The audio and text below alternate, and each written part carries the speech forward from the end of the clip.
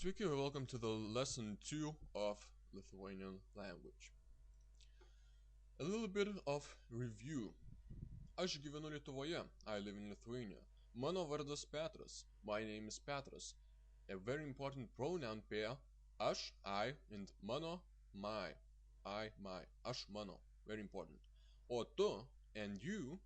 Tavo vardas Jonas. Your name is Jonas. Tu, tavo. You, your. Very important pronoun pair, too. Okay. Now, you can put or in front of a pronoun, for example, or tu, or jis, or aš, when saying and you, and I, and so on, asking about something. Hello, we see the interrogative particle ar. Ar.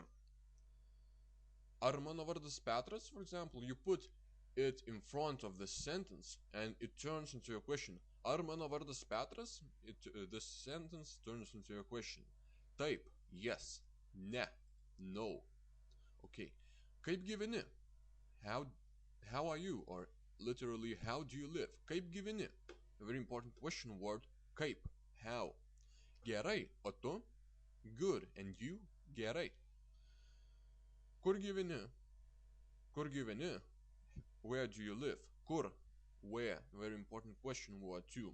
Okay, now let's examine another bunch of sentences. To go to, I recommend you to watch my other videos, those Lithuanian grammar lessons.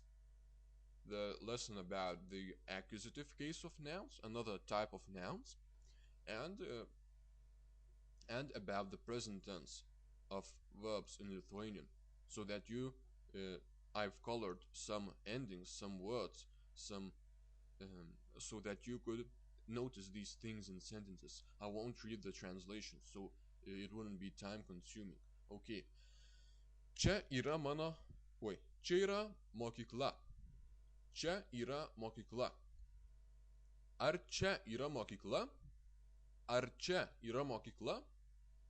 Atsiprašau, kur yra mokykla? Atsiprašau, kur yra mokykla? Aš einu į mokyklą. Aš einu į mokyklą. You see, į means to. And mokykla, in its nominative case, is mokykla. And in its accusative case, the A turns into a nosinė letter, into this letter. Aš einu į mokyklą. Ar tu eini į mokyklą? Ar tu eini į mokyklą? Jonas eina į mokyklą. Jonas eina į mokyklą. Ar dabar Jonas eina į mokyklą? Ar dabar Jonas eina į mokyklą?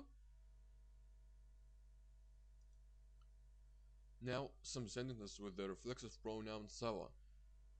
I'll recommend you to watch the third Lithuanian grammar lesson about personal and possessive pronouns.